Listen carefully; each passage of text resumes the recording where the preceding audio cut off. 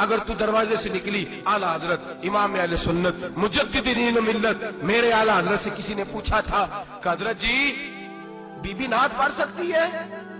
فتاوی رضویہ کی 14ویں جلد، be be میلاد پڑھ سکتی ہے؟ میلاد اعلیٰ حضرت نے فرمایا اگر بی بی میلاد پڑھ رہی ہو، نعت پڑھ رہی ہو اور اس کی آواز غیر محرم کے کانوں تک جا رہی ہو، فرمایا اسے ثواب نہیں ہوگا، اسے حرام کام کرنے کا گناہ دیا جائے گا۔ بی بی کو منع ہے، وہ نعت کی آواز بھی عورت کا ہی نہیں پڑتا، دین میں تو عورت کی آواز کا بھی پڑتا ہے۔ دین میں تو عورت کی حضرت سیدہ زینب، حضرت فاطمہ کی وہ لخت جگر جو میدان کربلا میں امام حسین برابر کی شریک رہی سیدنا امام حسین کے ساتھ۔ یحییٰ بن معین کہتے ہیں میں 15 سال تک حضرت زینب کا پڑوسی رہا ہوں۔ 15 سال، گھر برابر ہوتا ہے نا، بندہ بی بی دیکھ ہی لیتا ہے۔ وہ بی بی کبھی پردہ ڈال کے جا رہی ہے دوائی لینے، کبھی نظر آ ہی جاتی ہے۔ کہتے ہیں 15 سال میں سیدہ فاطمہ کی بیٹی کا پڑوسی رہا ہوں، میں نے کبھی برقعے میں چھپی ہوئی زینب بھی نہیں دیکھی، برقعے میں چھپی ہوئی زینب بھی کبھی نہیں دیکھی۔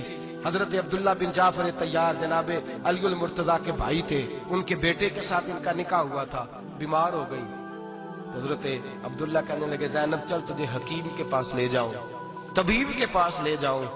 تو حضرت زینب کہنے لگی آپ جائیے میرا حال بتا کے دوائی لے آئیے۔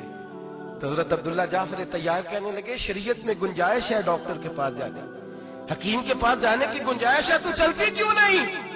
تو حضرت زینب کہنے لگی شریعت میں گنجائش تو ہے پر عبداللہ میری مجبوری یہ ہے کہ میں فاطمہ کی بیٹی ہوں۔ شریعت میں گنجائش تو ہے پر میری مجبوری یہ ہے کہ میں حسین کی بہن ہوں۔ شریعت میں گنجائش ہے پر میں حسن کی بہن ہوں۔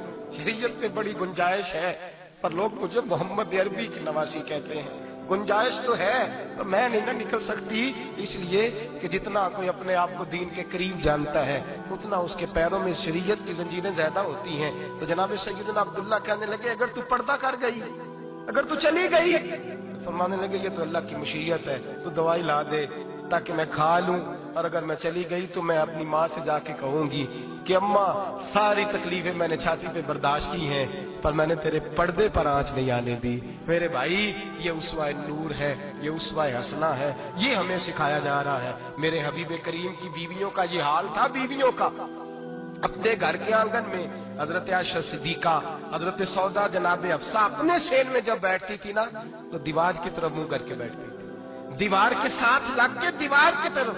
بیبیاں اپنے گھر کے اندر بھی دیوار کی جانب منہ کر کے بیٹھتی تھی۔ لوگ پوچھتی، بیبیاں پوچھتی کہ اپنے گھر میں بھی دیوار کو منہ کرنے کا مطلب؟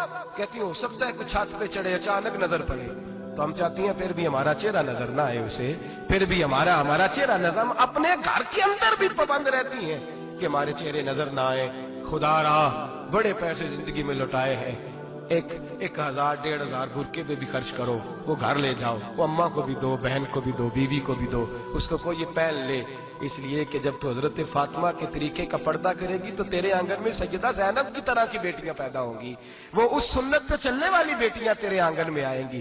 خدا را میرے بھائی آج یہ نیت کرو، یہ ارادہ کرو اور اپنے گھروں کو پردے کا پابند بناؤ۔ اگر ایک بیٹی پردہ دار ہو گئی تو کئی خاندان پردہ دار ہو جائیں گے، اگر ایک بیٹی پردہ دار ہو گئی تو کئی گھرانے سنوریں گے، کئی جگہ پہ نور پھیلے گا۔ اے عرش کے مالک، اے میرے محبوب کے خدا، تجھے واسطہ ہے میرے محبوب کی بیویوں کا اور تجھے صدقہ حضور کی شہزادیوں کا۔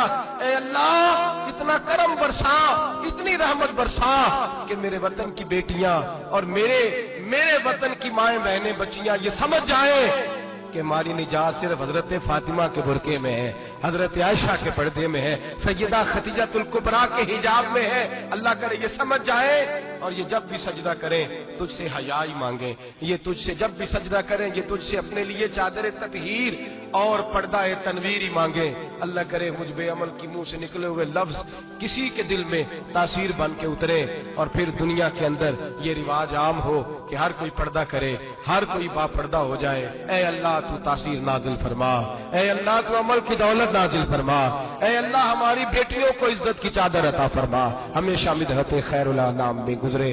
دعا ہے یہ عمر درود و سلام میں گزرے۔ آخر دعا